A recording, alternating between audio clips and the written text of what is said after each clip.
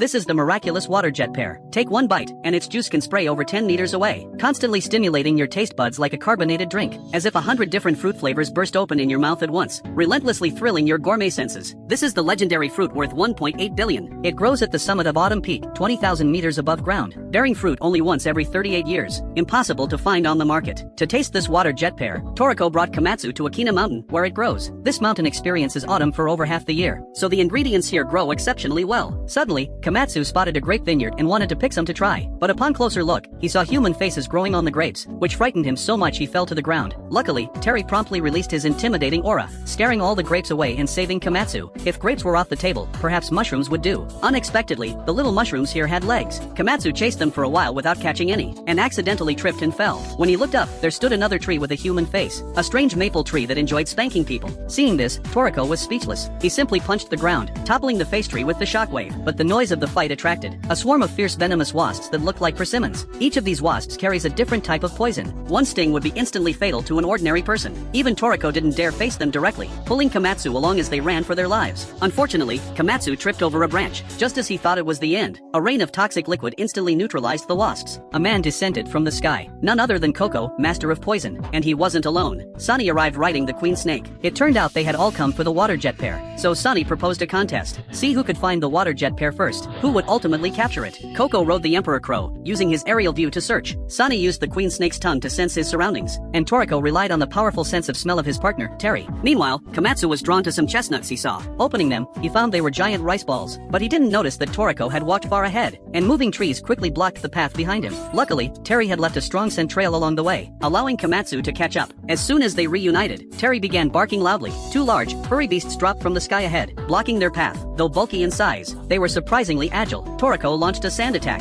but the wild boars were completely unaffected, and instead knocked Toriko to the ground. Panicked and flustered, Komatsu was chased by a boar, screaming in terror. Who could have imagined? Boars with wings? Komatsu was captured in an instant. Toriko grew frantic, mounting Terry to pursue them, but the woolly boars were clever too, using their hooves to kick up a thick cloud of dust. After breaking through the dust cloud, Toriko saw a massive mountain towering into the sky, its peak lost from view. Just as he was at his wit's end, Koko and Sunny caught up. Suddenly, Terry let out a loud cry, confirming that Komatsu was at the mountaintop. He gathered strength and launched himself upward, scaling the cliff at high speed. But after just a few steps, a strong wind blew him off the cliff. At the critical moment, Koko on the Emperor Crow caught Terry and gave him another lift. Sunny and the Queen Snake followed closely, serving as another stepping stone for Terry. Breaking through the cloud layer to the summit, Terry immediately charged and knocked over the boar. Then Komatsu emerged, explaining the situation to Toriko. These two woolly boars might look strong, but beneath their fluffy fur, they were starved and emaciated. To feed their young, they had no choice but to take the chestnut rice ball from Komatsu. Suddenly, Terry caught a whiff of a fresh, sweet scent, and immediately led Toriko running toward it. Looking up, they saw a towering tree. Unbelievably, the legendary water jet pear was transparent, only visible under sunlight, and grew right near the boar's home. If the boars had a nose as good as Terry's, they probably wouldn't have starved like this. Toriko picked one transparent water jet pear and took a bite. The next moment, countless streams of juice gushed from the opening, forming a small fountain that couldn't be stopped by mouth alone. The endless flow of juice surged out, stimulating the taste buds like a carbonated drink, blending the flavors of thousands of fruits, continuously overwhelming Toriko's senses. Even Koko beside him was too occupied to comment. Sunny couldn't stop eating, and Komatsu was utterly lost in the deliciousness. This high-grade, refreshing sweetness offered the utmost delight to the palate. The woolly boars and their young were so happy they seemed ready to fly.